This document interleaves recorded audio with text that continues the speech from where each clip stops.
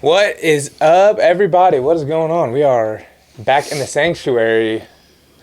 With me tonight, my usual beautiful co-host, Briley. You're back. How are you doing? We haven't saw you in a couple weeks. Did you miss me? I know everybody else did. That's not what I asked. I always miss you. Everyone says you're the best part. That's why they watch, just to see you. I can't figure And out. now I know you're bullshitting. What's been going on? What's new? Working? IV not really business, new. been doing good. You know, you've been busy. Been busy. All over the place. Went and checked out Tom Segura last Thursday. That was the first comedy show that I've been to. Is that the First time one I've you went been to, yeah. Yeah, the first one. They were pretty strict about not being on your phones. I don't know. I know, like, a lot of times I think, like, in comedy clubs, you know, they, like, take your phone, or they have those, like, what are they, like, Fabergé bags? I have no idea. I know you talked Is about them. Is that fucking not even... Will you look that up? Fabergé? Am I crazy? I don't even know how to spell that. Because I think that's right. I think that's what they're called, but there's no... PH or F? I don't know. I don't even know why I thought of that word. Fabergé bags?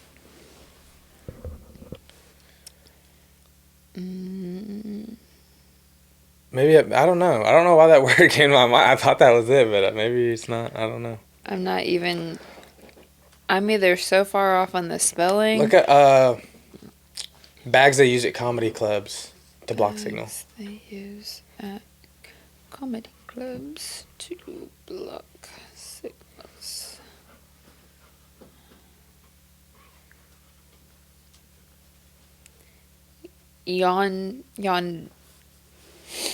It says DR. Yawn-DR pouches. Yonder pouches. So you were... What the fuck am I talking really about? close. Where did I hear that word at? Is that a real word? The pouch locks. Is that like from a movie? Is that like a... I don't know. What the hell? That's crazy. Huh. Well...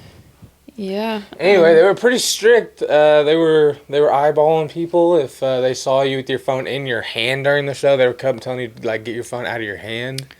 But I mean, it does make sense. Well, it's not like completely a to protect concert. the act. Right.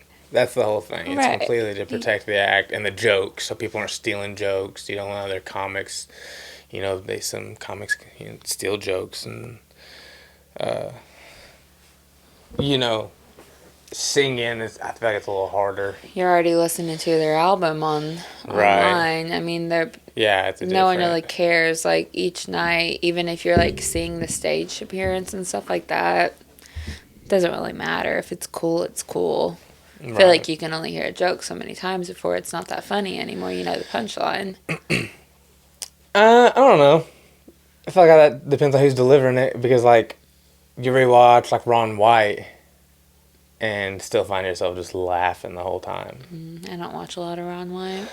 I mean, I think it depends on, like, the delivery. There's, like, certain type of comics that can do it, and I'm just saying. Joey Diaz is a guy you can listen to tell the same story a million times and never get tired of hearing it. I'm just saying, I feel like people got their panties in a wad, but it's an hour and a half. Like, if you can't stay off your phone for an hour and a half, what are you doing? You paid money for it. They were actually pretty cheap tickets, honestly. But you paid money to go. You can't just hang out with the people that you're there with for an hour and a half. Right. Yeah, it's not even... And, like, it's engaging, too. That's the thing. Like, it's, to me, kind of like what I noticed from it is just, like, you know, concerts aren't, like... the Jelly Roll concert that we went to was, like, pretty engaging. But other than that, it's not... They're not very engaged. Just because they're all over the place, they're singing, like, it's kind of wild. Whereas, like, the comedies, like, it's like talking, and it's I don't know, it's more like personable maybe. I don't know exactly the word is that I'm looking for, but it's it definitely like keeps your attention. So it's almost like a conversation. You're not like talking back, but it's like a conversation, you know. Just Well, I feel like you have to pay attention to get the jokes too, or like to know what's going on. yeah. Where if you zone out in a concert, like you can come back and pick up the next song or whatever. Right. Yeah, and really good comics will like lead I'm into with you. their jokes. Like their whole bit will, you know, kind of flows one thing into the next. Yeah. And then like, especially later on, then they'll like, especially if they're like, say they're like kind of like on their second or third little bit, and like real good ones, like Tom Diddy made that comment. He was like, that was an A1 setup. And like no one really got it, but it's like he'd been working on that setup for like 3 stories. Right. And finally like came back to it, and that's why he was like, that was an A1 setup. He said, that's why I get paid a lot of money to do this, or something or that's why I'm the best, or something like that. Right. He's fucking funny. He kills me. He was good. It's amazing that like so many people didn't know who he was. Like I posted those pictures of us on Facebook. So many people were like, "Who the hell is that?" Like that's crazy. Yeah, you know what's crazy? I feel like I'm pretty like in the know with a lot of the comedians today, and like that's something I follow like quite a bit, and it's crazy. You don't realize these guys have been around for so long, and like I was just watching like old clips of Theo Von whenever he was like doing reality TV. That's like how he started. It was like reality TV. He was on like game shows and shit. Oh. Yeah, like doing stupid fucking game shows, and that's how he got like his foot in, you know, and like got his name in there. That's how he started. I just saw him from like memes and stuff, you know, or like little clips and bits and yeah, pieces. What was the clip that went viral? Where he was like the monster looks like he's gonna buy a monster and like beat the shit out of his girlfriend or whatever. That one went viral. Oh yeah, make you look like you want to beat your wife too, or something like that. Yeah. So I don't know. I brought it up, this life path number. I don't know if the people are aware of this. I don't know if anyone of you guys are into the numerology, or if this means anything to you. But I've been having in my algorithms a lot of this guy, and he studies, I don't know what it is exactly, the Chinese whatever, but there you can find your life path number by like adding all the digits and your birth date together, and that gives you a number. And like for example, mine's like 05/24/1998. So exposing my old age here a little bit. Okay. Keep it to yourself. So it's like, it would be 5 plus 2 plus 4 plus 1 plus 9 plus 9 plus 8. And that equals 56. And then like you take that and you take the 2 digits, the 2 single digits, you add them together until you have a single digit. And that is your life path, unless you get 11, 22, or 33. I thought you said that yours was 11. Mine is an 11. But if you said it... I'm pretty fucking special, is what I figured out the last 24 hours. I just fucked up simple math in my head, so we're just going to keep on going. We'll do it real quick. We'll do the... It is 11. 5 plus 6 is 11. Oh, that's the math you fucked up. I thought you meant getting the 56. Tell me why I thought it was 9. 5. Edit that out. 2 plus 4 plus 1 plus 9 plus 9 plus 8 equals... This is... Not 56. But get this. This is fucking wild. It's not 56. It's not. I don't know what the fuck I did.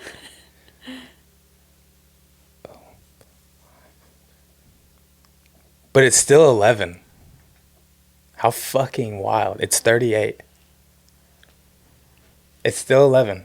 Huh. I told you 56 earlier, too, before, like, Yeah. I didn't even tell you I was going to bring this up. No, I don't know that you did mine right. I still don't Maybe know. yours was...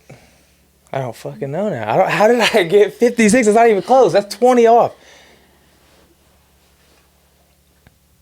Oh, shit. So mine's 39. So... 39? Yeah. So 12. Right. And then 3. Yeah, I told you were a 3. How did you go from 12 to 3? 1 plus 2.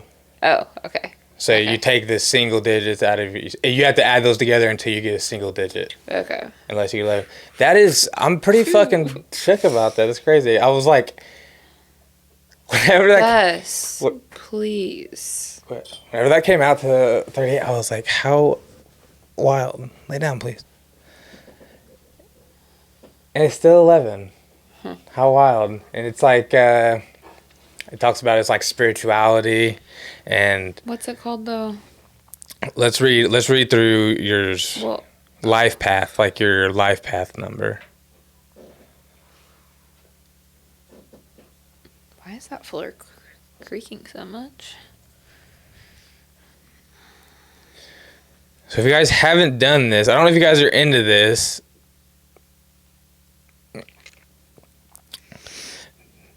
Oh, wow, this is really on point.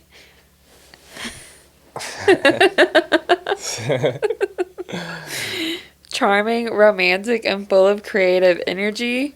People who were born with a 3 life path number know how to embrace life. They tend to see the world through rose-colored lenses where everything looks like an opportunity and the chances for expression and enjoyment are endless. They have a tendency to be skilled communicators and have a knack for coming up with and sharing brilliant ideas. Makes an excellent journalist, blogger, social media influencer, or author.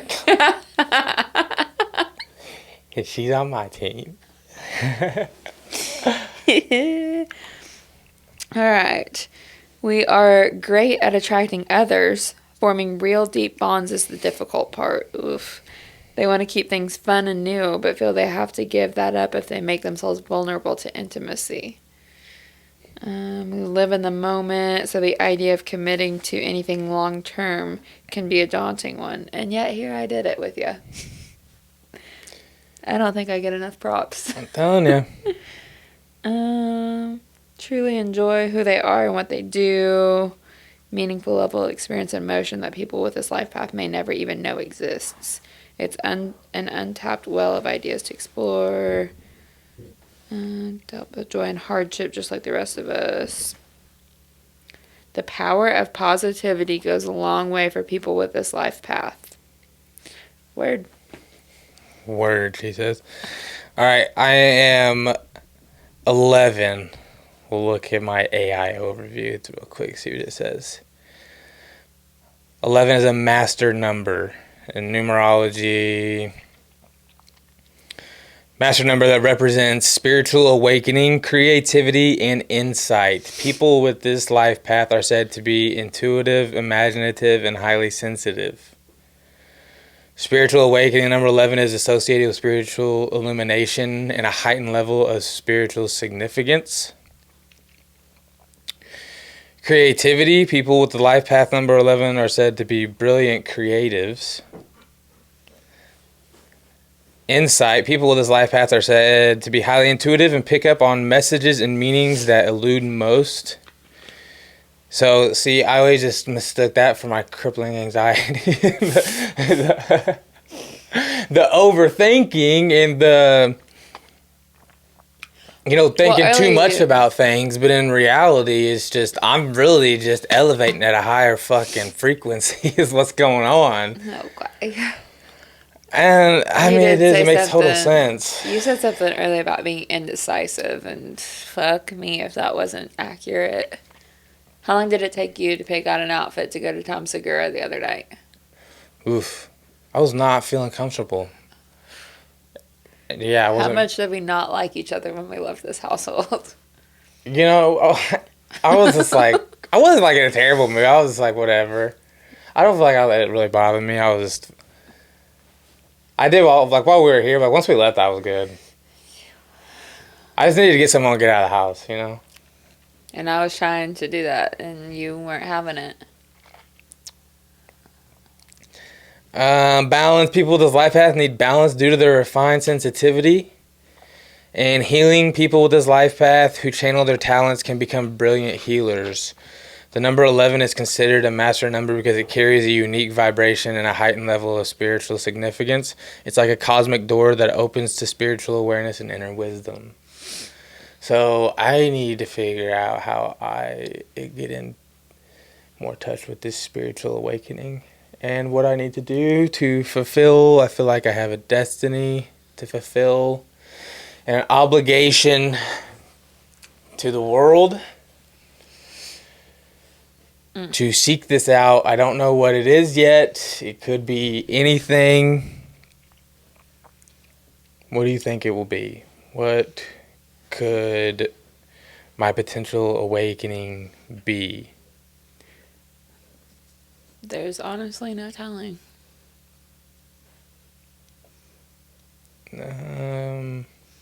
We won't know until we know. 11s will be more attuned to spiritual practice, and through the course of their karmic life paths will discover their role as bridges between the conscious world and the collective unconscious or the divine. They are spiritual messengers. 11s have strong empathic abilities and will possess a powerful aura and presence. This is just feeding my ego. Let me just keep scrolling through here. What else about me do I need to know? You know, it is funny. You read these things and it is very easy to, like, your brain can very easily draw connections. Sure, find things, draw bridges. But I think, like, some of it I can, like, point out in real life, like, and it's not like all positive. Like it says, like just the end of this thing that it said, like the possess a powerful like presence, and that's like I think I can do that, and it's like not always in a good way. Like if I'm, you know, we've talked about before, like on the podcast, like if like I'm like doing bad, not in a good mood, not get, like I can like bring down a room easily. So that kind of lines up, but I don't know. This guy's been like popping up just like on my reels, and he's just been going on about this numerology stuff. So I thought that was interesting to... He'll be on mine now too that I've Googled it. He'll be on mine now too that I've Googled it now that we're talking about it. Yeah. And anyone that listens, it'll be on yours now too, so you're welcome. Is that the Matrix? Did we just glitch? Is that what happened? We're just so in sync. Are we... What time is it? It's your matching sweatsuit. Everything. Yeah, I'm just so in fucking... The vibrations are just real. I am about to slide out of this chair. The dog's panting was like a meditation source for you. Yeah, so we had somebody reach out to Briley, though, recently with a question regarding our situation with the struggles with my addictions with alcohol. Something I guess I'll let you kind of explain. Yeah, I would say I was going to put like I'm not going to like obviously put the person's name in here, and like she doesn't say anything like telling in here that I don't think. But basically we're just going to kind of like read through the message itself and then like maybe like put a screenshot of it or something like that in case no one wants to listen to me read it maybe, and then just kind of break it down quickly maybe. But so she said, I just listened to your podcast. Although my husband doesn't have addiction issues with alcohol, he has a lot of mental health issues that he refuses to see. I've actually made him move out recently. I don't feel like I can do it anymore. He says I'll get help and made a therapy appointment, but I feel like he has borderline personality disorder. If you read on it, you'll see success rates are low. How did you continue to stand by your husband during all of this? Did your family start to hate him and your friends? Because I feel like I've complained so much about him that everyone will be so mad if I go back get back with him. It's so hard to juggle, and I'm not going to if he doesn't go to therapy and doesn't get the help he needs. Most of them are saying to me, he'll never change. He's just manipulating you. How many chances do you give someone? I just feel at a loss. I just wondered how you navigated that and what made you decide to stay after everything your husband did. I feel like I have zero support for anyone wanting me to stay with him. I'm empathetic. I care. I want to see people get better, but most of the time he doesn't see a problem in what he does. I truly don't know what to do, but he uses my empathy against me, but always manipulates me to take him back, and he does the same things. This time, though, I made him move out. Any made a therapy appointment is different. I just feel like I should wait until he follows through with it. In the meantime, he wants me to continue being supportive, but I feel so much exhaustion and have felt more lonely with him than I have without him. Just curious if you have any advice on how you dealt with all of it and how did you not give up. It's exhausting mentally and emotionally and physically too.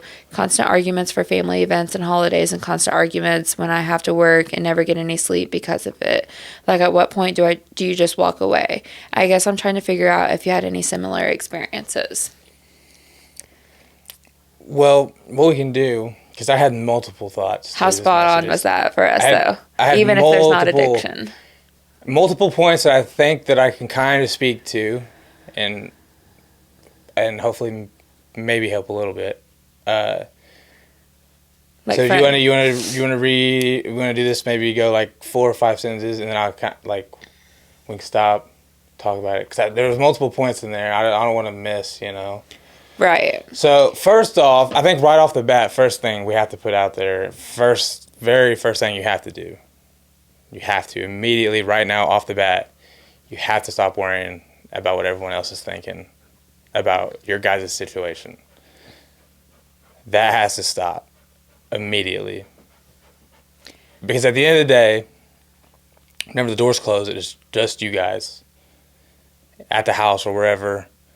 Like, your friends aren't there, like your parents aren't there, there's nobody else there, it's just you guys. So like, it's good to have like input and obviously to listen. You don't want to I'm not saying to like block them out and like be unreasonable and don't listen, but like at the same time, you have to like the extra noise, you have to kind of just lock in. I think first of all, I think that's because people are just going to have opinions. And yeah. Okay. So I think start there.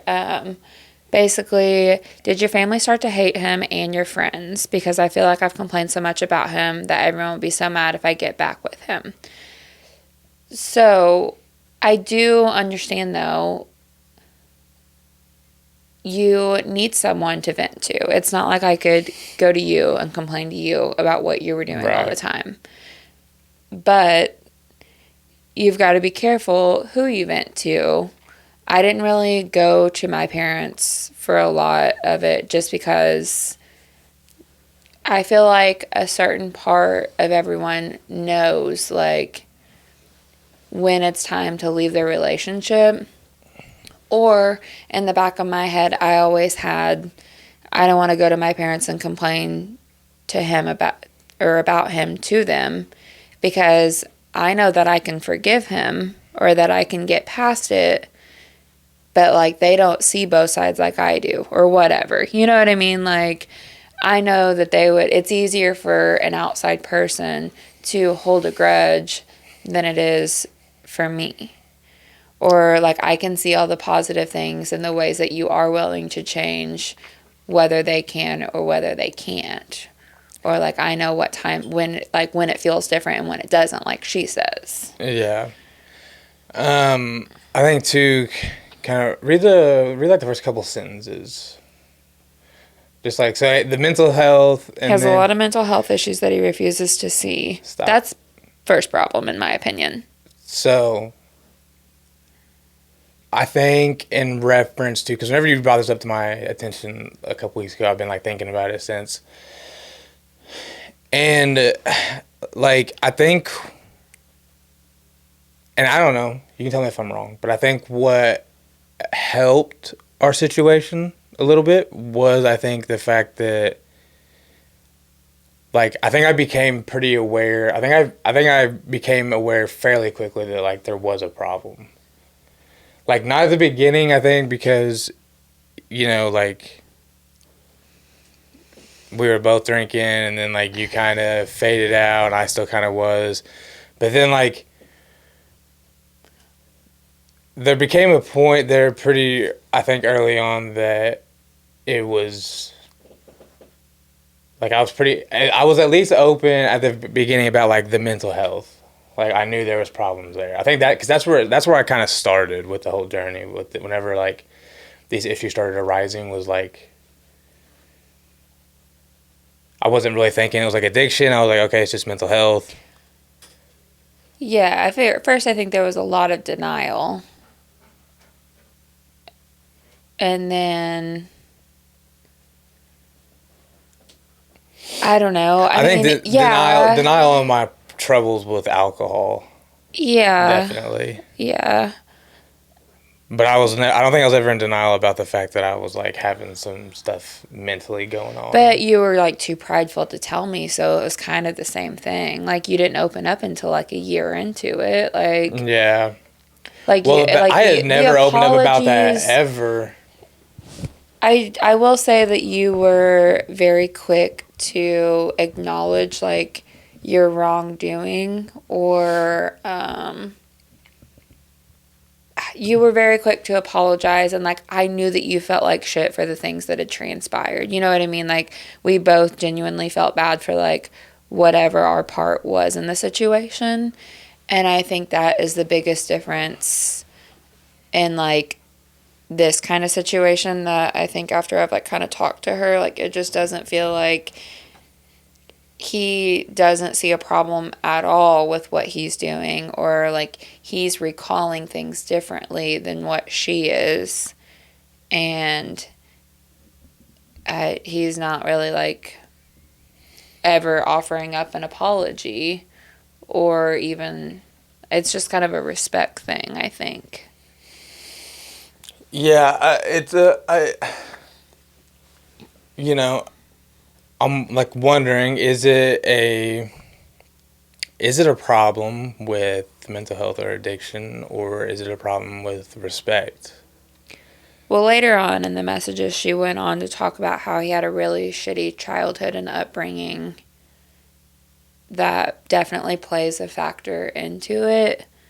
Okay. She didn't go into details or anything like that, but just said that it was a very shitty A lot of people upbringing.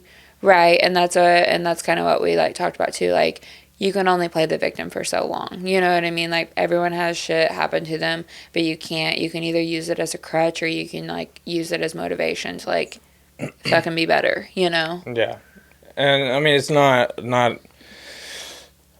like trying to talk shit. I'm No. just trying to dissect, and like look at it from different angles.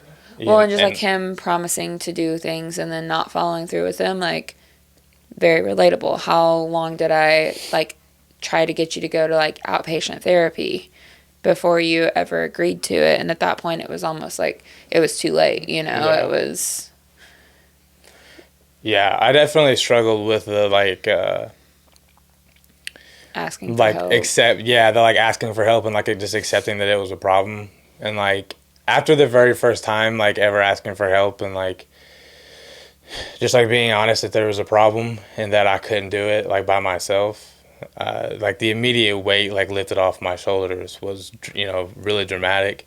And I think that maybe he's like in a similar spot with that too, and it may not be alcohol, and it may not be drugs, and it may be something from a long time ago that like he's having a hard time setting free. And it can't always be the responsibility to get that out of him as much as you want to, because at the end of the day it's kind of that same, I feel like it plays a similar like to addict like mentality of like you're not really ever going to get help until you're ready. Right. And that's like the realest shit I was ever told, like through the whole process. And I was told that from a very good friend of mine that I went through the addiction with, like in the early stages. I spoke to him on the phone like months after everything had happened, and like the first thing he said was he was like, the only thing he's like, you're never gonna change until you're ready. And he's like, that's all. He's like, that's all I can tell you. And he's like, it doesn't matter who wants you to, like, you will not until you are really actually ready. And, you know, you want to rush people to hurry up and get there and figure that out. And if only it worked that way. And it's like, not even not even trying to rush, but like, you can just see everything falling apart for them. And I think that you want to try and like mitigate that as quick as possible. But yeah, literally, I can't think of anything that I wouldn't have done to get you to help yourself sooner. And like, there isn't. And that's timing. Yeah. Timing plays such a huge part. And every situation is so different. Like we sit here and talk about these things that like we've went through and like, but it really is so like.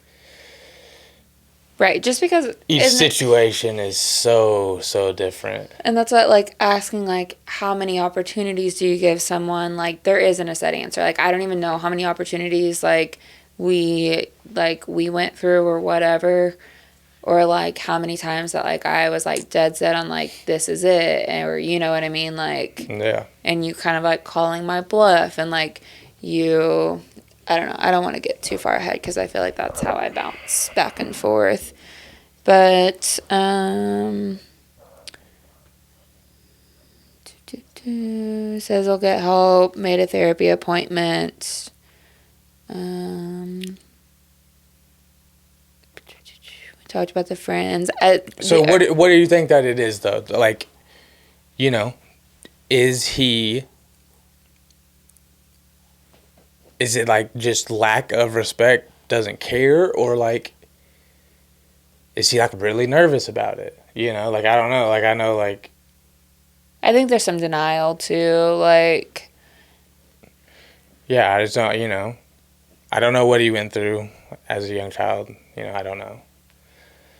And like if it was really bad, like that sucks. So that's actually kind of what I struggle with because I didn't have those experiences as a child. You see a lot of people in recovery that like or mental health that have these stories of like traumatic childhoods, and like I didn't have that, so like it's hard for me to like relate to that because I didn't grow up in a house like that, you know, so I can't relate. Like whenever people are like, yeah, I had a traumatic childhood, that's why maybe I'm a little fucked up now, and I'm like, I don't know, I'm just a little fucked up now because I'm like, you know, like I don't know, I didn't have those kinds of experiences.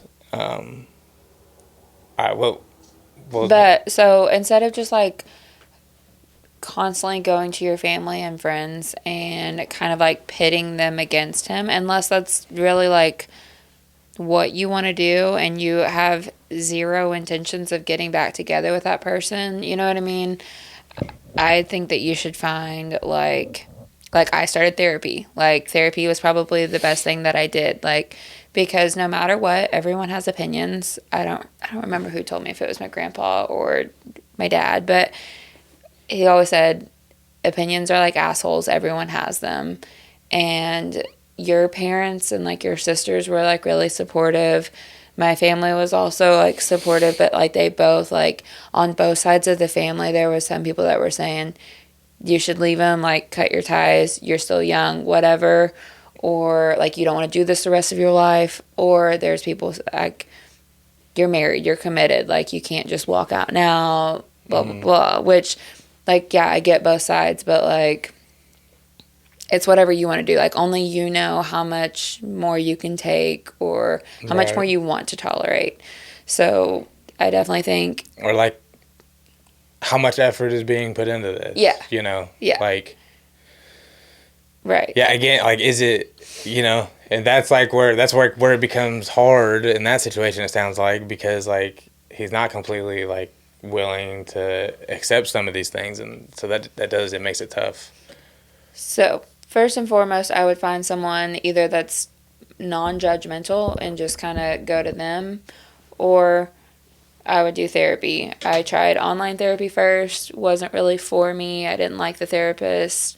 I found a girl my age. I would literally just go and talk shit on Chase the whole time, and I feel like that worked out pretty well for me, or she would kind of like break it down, like potentially like his viewpoint, or like, you know, if I was being delusional about something, like she would call me out on it. So I definitely think that that helped more than anything, rather than going to our parents or going to like my friend group or whatever, because you feel alone, like no matter what, like you feel like you almost like feel like you're going crazy in a sense. So that would be my first.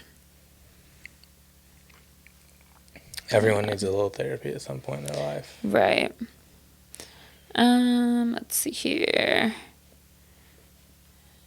Going for doesn't therapy. Most of them are saying to me, he will never change. He's just manipulating you. How many chances do you give someone? What is he like doing though?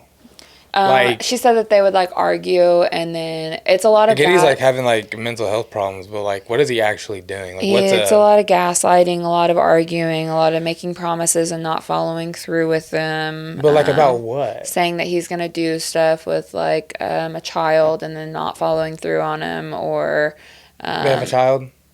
yeah.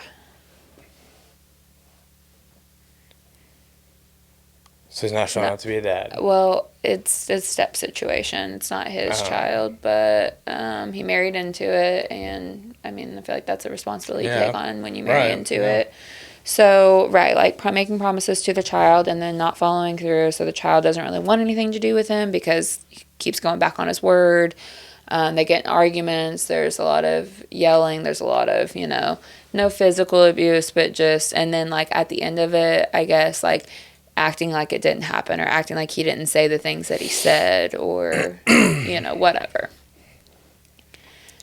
But, so the manipulation, I can also, like, even when you weren't trying to, like, we've discussed this multiple times, like, you were manipulating me, like, even when you didn't mean to. I, like, I was, like, looking through, pictures last night, and I was like found messages of us like a couple years ago, or like last year or whatever, and just like even like our conversations then, like it sucks to like look back and like read those messages and like know exactly, like go back right back to that feeling of, and there was like messages of like even like both of it, me being like, like here I am telling you how I feel, and like you basically just tell me like whatever you think that I want to hear, and then go back to doing whatever the hell you want, or whatever. Yeah. And so yeah.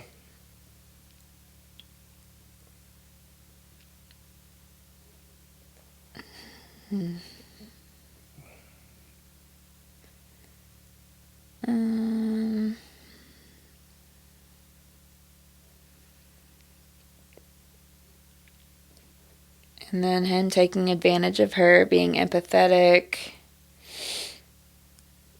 Most of the time he doesn't see a problem in what he does. He manipulates me to take him back, and he does the same things. So I feel like in a sense for this, like, not that you like meant it in a negative way, and I still think it's like we kind of like, it's the same thing now too, maybe less, but I feel like you depended on me a lot. Like whenever we first got together, like you would make comments about like, you saved my life, like I wouldn't be here without you, like I really need you, like I can't do this without you. And like I feel like as an empathetic person, like not even like in the way that it's gonna sound, but like that like kind of like amped up my ego a little bit too. I feel like I kind of like fed on that a little bit too, and I was like, oh, I'm needed, like I'm wanted, you know what I mean? Like, or like no one else can like get through to him like I can. I feel like I went through that a lot too. Like, yeah, he's acting like an ass, but like if I was there, then he would have done that, or you know what I mean? Like just because he won't listen to you doesn't mean that he won't listen to me. Yeah, that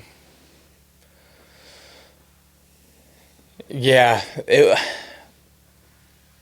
it's I look back at those times whenever I behaved in those ways, and like I never like to like talk on it too much, just because I'm like real like I don't like to like look too far ahead or get too ahead of myself or whatever. But just like you have to like really fucking want to change. I don't like I know like we just said that and like but that's like all I can just keep thinking about. Like it just don't sound like he fucking cares. Yeah. Like you know my honest opinion. Right. Like it just don't sound like he gives a shit. And like I hope I know that's probably not like the best answer, but like at the end of the day there's like, and again I hate to like speak on it too much because like kids involved, I can't sit here and act like I know what that's like. If there was a kid in the middle of everything that we went through, like I could imagine it would have been. They're like newly married too. Like it's in the first year of their marriage, which I don't care what anyone says. I think the first year is the hardest year of a marriage. I think the first 4. All right, fuck off. You feel like this has been a hard year? No. Well, we've been together 5, right? Right, but we've only been married. This would be 6. We've only been married for going on 4. Yeah, but even like, still, I would say still the first 3 in total were still the harder than like even after like 4. I don't think your typical marriages though. I think that we just had so much shit going on in ours. Yeah, I don't know. That probably makes. I just think that there's a lot of expectations on that first year of marriage. Everyone's like, "Oh, it's the honeymoon phase. It's the honeymoon phase." No, because you go in with like all these expectations that like things are gonna be like, there's gonna be like more fucking romance in the air. Like and I mean, I don't. And then Monday hits. Well, and everyone goes back to work. Even like the honeymoon, and life comes back around. Yeah, we went on the honeymoon. Everything was just like, oh, so lovey-dovey. Yeah. Like, couldn't get enough of each other. And then we come home and we're in a new house with all these fucking projects. And yeah, it just sucked. Yeah. Yeah, I think it's definitely a lot of expectation and a lot of people like thinking a lot of things are going to change in a lot of different ways, and like in some ways they do, but like I feel like once you kind of like have met that person that you're like really serious about spending forever with, like it doesn't change that drastically after the marriage and before. Like the expectations, I feel like there's just a lot of pressure. Well, I just feel like it's like, you get the deed done of the marriage, and then all of a sudden it's like what else? Right, like what's there to look forward to now or whatever, because we weren't ready to have kids like right off the bat, and like that's all that anyone cared to talk to us about, or I don't know. Yeah, it was just like an awkward like time frame. The idea that we were just like wanting to chill and like just hang out, spend time together, and I think that was like the best decision that we could have made. I'm glad that we did that, because like looking back now, like I don't feel like we're missing time, right? Like if we were both like in our mid-30s, then I'd be like, well, maybe we should, but I can't imagine going through everything that we went through with a child though. I don't know how that would have worked. I couldn't imagine. We had dogs, and it was like a custody battle already. Like, that was already bad enough. Right. I can't. I also think, too, that, like, I don't know what it is, like, people and the idea, I think, like, with kids, that, like, they get this idea that you raise them till they're 18, and they're gone, and you don't have, that's it. Right. And, like, to me, my mindset is, like, whenever we have kids, like, that is now my child for life until the day that I leave this earth, and that is my responsibility is to protect and nurture and do everything I can, not even if they're 18 or if they are 38 or 58. Like, well, I think that's most parents' like outlook once you have kids. I think it's. Well, my point being, I think like they put the time clock on like as soon as you get married, you have to have kids. Right. With this idea of like you don't want to be a certain age and have kids at a certain age, and like that just like doesn't ever cross. I don't ever think like if we have kids right now, whenever they're 16, I'll be this age. That never fucking goes through my mind. Like, don't fucking care. Well, you even went through like a little period where you were telling people you didn't know if you wanted to have kids. So after we got married,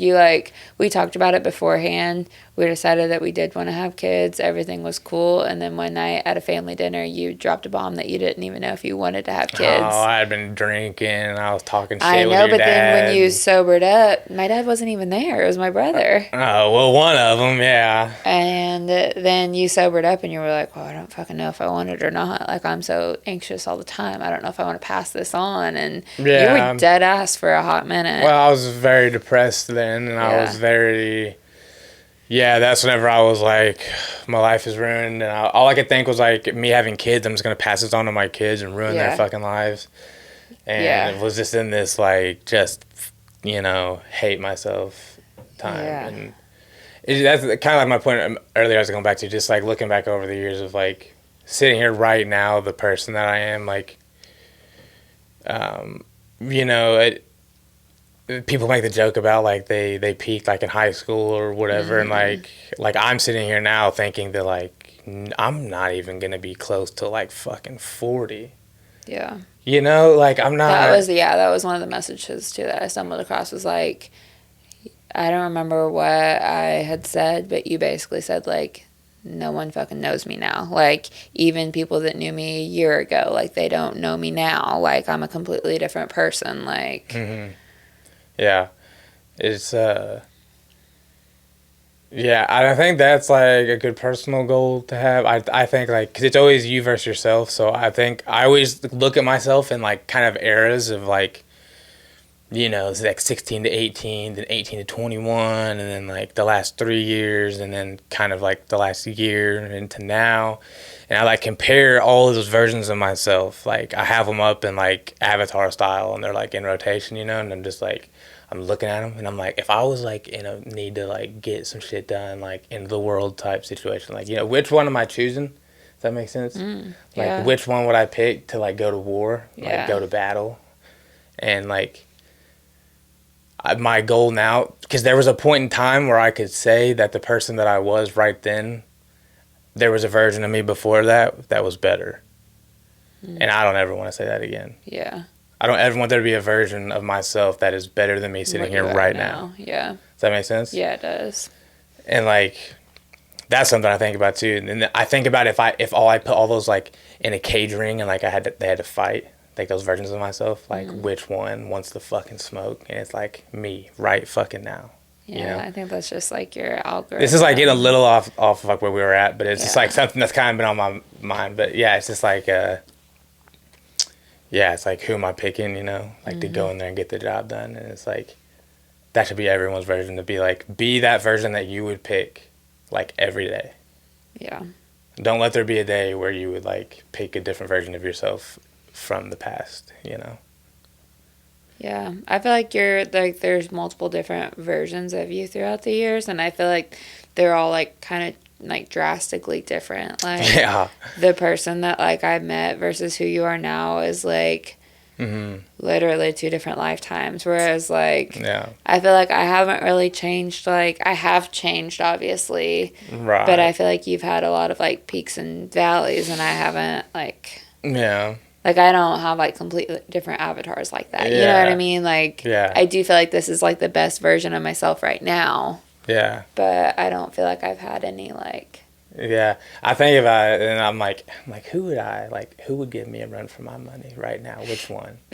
I look back and I think it was probably like 16-year-old me, like 16, 17-year-old me. If I had to pick another age of myself to like go up against me right now, probably like 16 or 17.